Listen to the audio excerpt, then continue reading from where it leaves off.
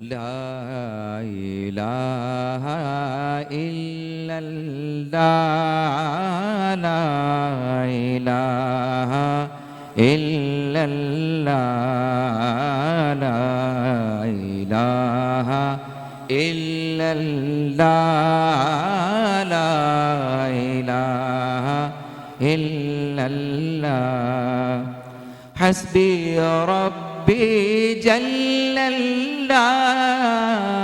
ما في قلبي غير الله نور محمد صلى الله لا إله إلا الله لا إله إلا الله لا إله إلا الله अव्वल आखिर है अल्लाह बातिन व ज़ाहिर है अल्लाह हाफिज़ व नासिर है अल्लाह ला इलाहा इल्लल्लाह ला इलाहा इल्लल्लाह ला इलाहा इल्लल्लाह कौनो मकामे है अल्लाह दोनों जहां में है अल्लाह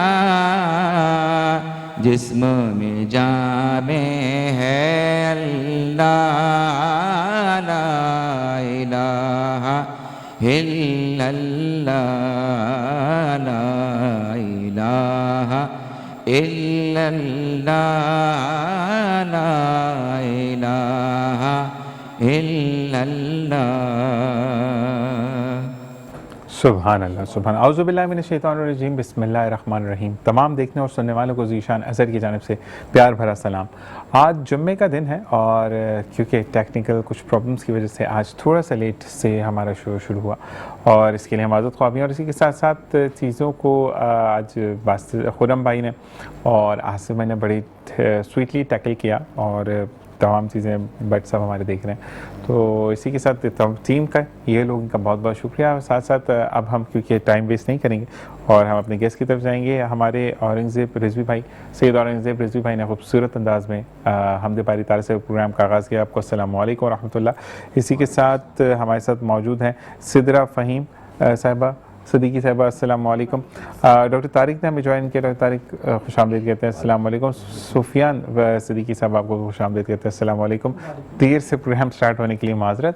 और इसी के साथ डॉक्टर साहब पहला सवाल आपसे करते हैं कि आज कल दोबारा से क्योंकि हम बैक टू रूटीन आ गए हैं और जो हमने रमज़ान के अंदर बर्दाश्त किया था जो कि हम सहरी और अफ्तार के बीच के आवर्स को हम बड़े सुकून से गुजारते थे और वो कहते हैं कि नहीं हर 2 घंटे बाद खाना तो मस्ट है, नहीं खाएंगे तो ज़िंदगी नहीं गुजरेगी। क्या कहेंगे इस बारे में? और दूसरा तबीयत जो है नासाज। आपने बहुत अच्छी बात की। देखिए रमज़ान एक महीने में हमारी अच्छी खासी ट्रेनिंग हो जाती है कि हाउ टू कंट्रोल योरसेल्फ, लेकिन रमज़ान ख़त्म होती है हम सारी पाबंदियां तोड़ के जैसे शज़ान आज़ाद होता है हम भी आज़ाद हो जाते हैं और फिर वो ईटिंग हैबिट्स जो हैं वो पुरानी वाली की तरफ जाना शुरू कर देते हैं। वही हमारी सेहत के अंदर जो बुनियादी वजह हो बनती है कि हम टाइम पर नहीं खाते, मतलब देख कर नहीं खाते, कितना खाना क्वांटिटी वाइज ख्याल नहीं करते, तो वही फिर बैड हैबिट्स हमें बीमारी की तरफ ले जाती है। और दूसरा ये है कि कुछ लोग कहते हैं कि डॉक्टर साहब आपका वज़न बढ़ जाता है। मेरा तो 17 किलो कम हो गया ना। नहीं जी आपका माशाल्लाह अच्छी बात है, कम हो गया विदाउट एनी जिम और एक्सरसाइज। ये अच्छी बात है। उमूमन रमज़ान में मेरे पास 90% जो पेशेंट आते हैं वजन बढ़ा के आते हैं। नहीं और दूसरा मेरा तो ये था कि मैं मतलब अफ्तार करता था और हॉस्पिटल इंजेक्शन कभी गले में लग रहा है, कभी पसली में लग रहा है, कभी कहाँ का, तो मैं तो ज़्यादातर खाने से ज़्यादा you are not suppose to be as a normal human being who is eating after Eid. अब खाने में ये रमज़ान के बाद ये होता है कि हम सारी पाबंदियाँ उठ जाती हैं, हम नॉर्मल से थोड़ा सा रूटीन से हटके भी ज़्यादा खा रहे होते हैं और तो जो बचा कुचा वजन है वो फिर बढ़ जाता है। है। दूसरी चीज़ ये है कि आपका इतनी मेहनत करने के बाद, चलें कुछ लोग कंट्रोल करते हैं, अच्छा जी, बाकी उसका फ़ायदा ये होता है कि पुराने कपड़े कुछ आपको आ जाते हैं। ये जो मैंने अब कुर्ता पहना ये मुझे बिल्कुल नहीं आता था और अभी अब माशाल्लाह बहुत अच्छा वाला खुला हो गया, तो ये आपको कहते हैं कि फ़ायदा हो जाता है चीज़ों का। अच्छा जी, हम सुफियान भाई आपकी तरफ आते हैं कि आखिर ईरान इसराइल की जंग का महवर क्या है? देखिए, इसके दो बड़े मफहूम हैं। एक मफहूम वो जो कि मुसलमान और सयूनियों के दरमियान चल रहा मामला, ठीक है। ये जब तक मस्जिद अक्सा की बहाली सयूनी इजरायली हुक्मरान से मुसलमानों तक नहीं पहुंचती, तब तक ये जंग का जो महवर है वो वहीं पे बरकरार रहेगा।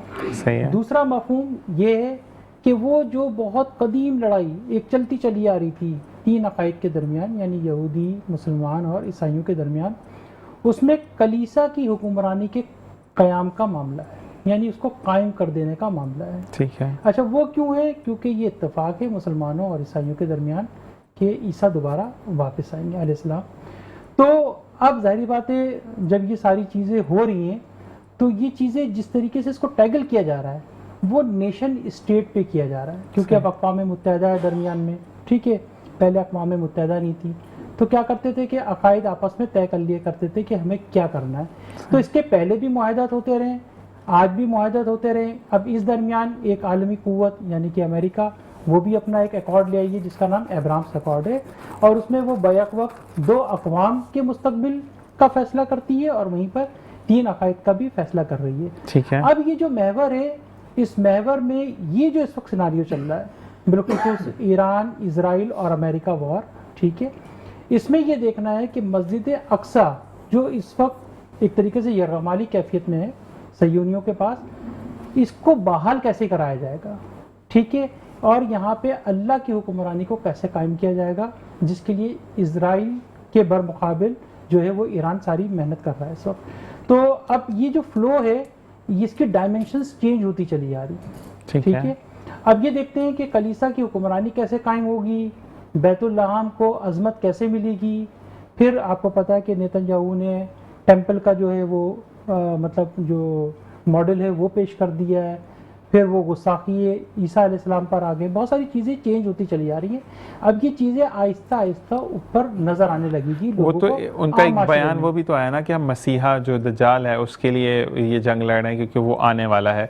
3-4 जगह पर मैंने ये भी पढ़ा कि जो ये जंग बेसिकली जो मुसल्लत की गई वो इस वजह से कि ये नेतन्याहू का ही बयान है कि हमारा मसीहा आने वाला है, जिसको ये दूसरे हम तो दज्जाल कहते हैं जिसको, तो ये कितनी हद तक सच्चाई है इसमें? देखिए, तीनों अकायद को, ईसाई, यहूदी और मुसलमान को ये बखूबी इल्म है जिस मसीह का इंतज़ार है वो हज़रत ईसा अलैहिस्सलाम है, ठीक है। और उनको आना है, रिवायत से साबित है, रिवायत से सबको पता है कि उनकी हुकूमत यहाँ पे कायम होगी। वो अल्लाह की वादानियत को रहती दुनिया के लिए कायम कर देंगे, नंबर 1।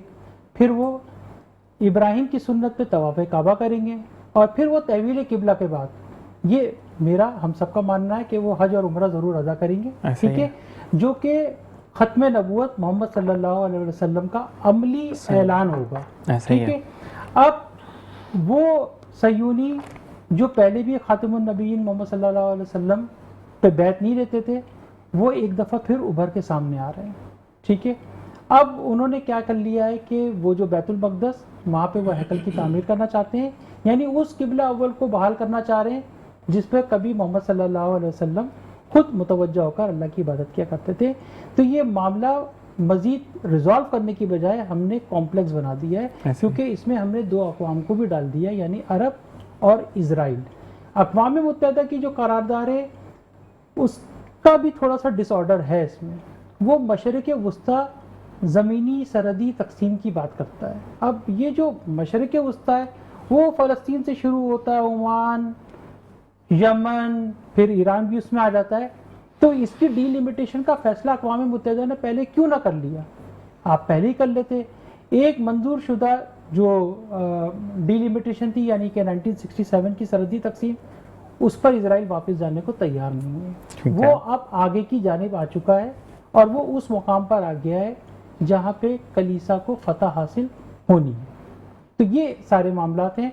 अब आप इसका जो महवर है इसको समझने के लिए आपको दो एंगल्स पे देखना पड़ रहा है। एक वो जो कि बैक वक्त मुसलमान और सयूनी लड़ रहे हैं, और एक वो जिसमें तीनों अकायद को ये फैसला करना है कि ईसा की हुक्मरानी को कैसे कायम किया जाएगा। ज़बरदस्त। अच्छा जी, सुफियान भाई के बारे में बताते चलूँ कि कॉलमिस्ट हैं और एनालिस्ट हैं, तभी इतनी डिटेल से हम ये चीज़ें बता रहे हैं। हम ये भी पूछेंगे डॉक्टर तारिक की बात कि ये जंग कब तक चलेगी। डॉक्टर तारिक, आपकी तरफ आते हैं कि जो, क्योंकि डॉक्टर सुफियान भाई से मुझे ये भी पूछना है कि जंग ईरान लड़ रहा है और महंगाई हम झेल रहे हैं, तो ये कौन सा कोई नया फंडा है, कोई भाईचारे का कोई तरीका है, ये मैं पूछूंगा। लेकिन इसी के साथ तमाम चीज़ों को महंगा कर दिया गया है, तो इसी तरीके से जब लोग कहते हैं ना डिप्रेशन में मत जाएं, रिलैक्स रहें, तो चीज़ें ही महंगी हो जाएंगी तो डिप्रेशन तो आएगा ही आएगा ना। तो डिप्रेशन से बात 100% उस चीज़ में फिट होती है मेडिकली भी। डिप्रेशन स्टार्ट इन्हीं हालात से होता है। ऐसे ही है। आप इसको मुल्क की सतह पे नहीं, आप एक घर की सतह पे लेवल पे हालात को देखेंगे तो हर शख्स के लिए अपना घर चलाना मुश्किल हो गया है। आप बजट को देखेंगे, टोटल बजट आउट हो गया। खासतौर पर पेट्रोल की कीमतें बढ़ने की वजह से क्या हुआ कि हर शख्स को अपना बजट मेंटेन करने में प्रॉब्लम्स आ रही हैं, और वो सुबह शाम उन्हीं चीज़ों की टेंशनों में पड़ा हुआ। तो जब शाम होती है, रात होती है, तो घर में बेगम लिस्ट लेके बैठी होती है, बच्चों के स्कूल की फीसें और फिर बिजली के बिल, इन सब चीज़ को क्यों करने के लिए उसके पास पैसे नहीं है। अब वो क्या करता है, जाहिर सी बात है परेशानी में, ना उसको रात को नींद आती, सुबह उठ कर उसको ड्यूटी पर भी जाना है, तो वो सिनेरियो टोटली डिप्रेशन का इन हालात के तहत घरेलू सतह पर बनता है। फिर ओवरऑल सतह पर मुल्क के हालात ले लीजिए, दुनिया के हालात ले लीजिए, घूम फिर के आपको हर तरफ से बुरी खबरें ही मिल रही होती है। NICVD के भी एक वो तज्जिया हुआ, उसमें भी ये कहा गया कि जितने भी मेजर अब हार्ट अटैक सारे उसी वजह से कि लोगों के पास वसाइल नहीं है और महंगाई होती चली जा रही है। होती है। देखिए मेल ही ज़्यादातर हार्ट अटैक में शामिल होते हैं, लेडीज़ में आपने बहुत कम सुना होगा। सारे की जो मुसीबतें होती हैं मेल्स के लिए होती हैं। तो आपके साथ भी लेडीज बैठी हैं, लेडीज़ को हार्ट अटैक बहुत कम होता है। आपने ये शायद देखा होगा, साबित शुदा बात है। अब काफ़ी चीज़ें ये कि जो हालात की जितनी ज़ोर और सितम, जुल्म सितम हालात का होता है, मर्द भी होता है। अब वो फिर हालात से लड़ रहा है। आजकल की कंडीशन आपको पता है किस तरह लड़ना पड़ रहा है। ये बाइक चलाना हमारे आदमी के लिए बहुत मुश्किल हो चुका है कि बाइक का पेट्रोल अफोर्ड कर सके। लॉकडाउन की बातें हो रही, पता नहीं लॉकडाउन लगता है या नहीं। संडे से सुना तो है, लेकिन लॉकडाउन से क्या फायदा होगा मुझे ये बताएं। नहीं, बस वो कि आप पाकिस्तान को, आवाम को लॉलीपॉप दें, वो लॉलीपॉप दे देना कि जी ये करें और आगे दुनिया को दिखाना, हालांकि से उसका कोई ताल्लुक नहीं है। बिल्कुल ऐसे ही। सुफियान भाई, आपकी तरफ आते हैं, जंग कब तक चलेगी और पाकिस्तान महंगाई के अंबार जो लगाता चला जा रहा है, तो क्या ईरान को बता रहे हैं, हमारी हुकूमत ये बताना चाह रही है कि हम आपके साथ हैं, हमने और महंगाई कर दी, कोई मसला ही नहीं है? नहीं, ऐसा नहीं। देखिए, पहले तो मुसवर आ रहे थे कि जंग कब तक चलेगी। जब तक के अर्ज़ मुक़द्दसा को वो फतह नसीब ना हो जाए जिसके लिए ये सारा मामला खड़ा हुआ है, और वो फतह ईसा के हाथ होनी है। ठीक है, ठीक है, उनकी बादशाहत को कायम होना है। ठीक है, मुसलमान ईसा के काफिले का हिस्सा रहेंगे। ठीक है, अब इसमें सयूनियों को कैसे शामिल करना है, ये चीज़ बहुत मुश्किल अमल है, बहुत ज़्यादा मुश्किल अमल है। और अब जबकि नेतन्याहू खुलकर सामने आ गए, वो ईसाइयत के ख़िलाफ़ हैं, वो मुसलमानों के ख़िलाफ़ हैं, तो ये जंग अभी मज़ीद तवील चलेगी। ये जो आर्जी जंगबंदी हो रही है ना, ये तो बहुत पहले से होती चली आ रही है। जंग रुकती है, 6 महीने रुकती है, 8 महीने किसी और एंगल से आ जाती है, फिर किसी एंगल से घूमकर आ जाएगी। ठीक है, ये जंग रुकना नहीं है भी इसको। ठीक है, जब तक कि अर्ज़ मुक़द्दसा को वो फतह हासिल ना हो जाए जो वहाँ पर होनी है। ऐसे ही है। ठीक है, अब ये जो आपने महंगाई की बात करी है कि जी, ये तो देखिए जंग के ज़माने में ये सारी चीज़ें होती हैं कि गवर्नमेंट जो है वो रिजर्वायर्स को जमा करती है। ठीक है, पेट्रोल को बचाना है, खुदा ना खास्ता कोई भी हंगामी हालात हो जाए हमारे मुल्क के ऊपर, जैसे कि अभी इजराइल ने पाकिस्तान के सिफारत खाने पे हमला कर दिया वहाँ पर तेहरान के अंदर, हो सकता है यहाँ पे भी कर दे, क्योंकि अभी वो बहुत परेशान है इस वक्त। इजराइल के सब हाथ पैर फूले हुए कि मैं अपनी फतह को यकीनी कैसे बनाऊं। हालांकि उनके अपने लोग खिलाफ हो रहे हैं उनके। नहीं, देखिए ये तो एक डिप्लोमेसी का एक तरीक़ेकार है। वो हमदर्दी गेन कर अक़वाम मुत्तहिदा में रो रहे हैं, अपने मुल्क के अंदर रो रहे हैं। ये रोना उनको उस वक्त क्यों नहीं याद आया था जब वो फ़लस्तीनी बच्चों को मारते थे, ऐसे ही है, जब वो गज़ा को मिसमार कर रहे थे, बुलडोज कर रहे थे, तब इनके आंसू नहीं निकले थे। तो ये तो एक ड्रामा है, ये तो एक बिल्कुल ड्रामा एक है। वीडियो भी मैंने देखी थी, वो पता नहीं AI जनरेटेड थी क्या, क्योंकि जब गजा पर फ़लस्तीन के बच्चों को जब शहीद किया गया मर्दों के साथ, जिनकी तादाद शायद एक दिन में 2500 थी, और उसके बाद नेतन्याहू एक जगह से गुजर रहा था, और बदबख्त, क्योंकि मुझे तो सारे कहते हैं ना नेतन साहब, क्यों भाई साहब, वो कोई खुदा थोड़ी है। तो मकसद ये है कि नेतन्याहू को उसने दिखाया कि एक जगह पे कुत्ता पानी पी रहा है तो वो कहता है कि मुझे इसकी बड़ी फिक्र है, मतलब मुसलमान कुत्ते से भी नीचे हैं उसके बिल्कुल लिए। ऐसे तो देखिए बच्चे फास्फोरस से गुला दिए गए, ऐसे ही हड्डियां तक गुल गई, ऐसे ही है। आसमानों पे इंसानों के लाशें उड़ रहे थे, तब इन्हें रोना नहीं आया था। तो ये एक गेम है और ये एक हमदर्दी गेन कर रहे हैं कि जी मुसलमान हम पर बहुत जुल्म कर रहा है। जो जुल्म इन्होंने किया उस पर लोगों को जंगबंदी का ख्याल क्यों नहीं आया?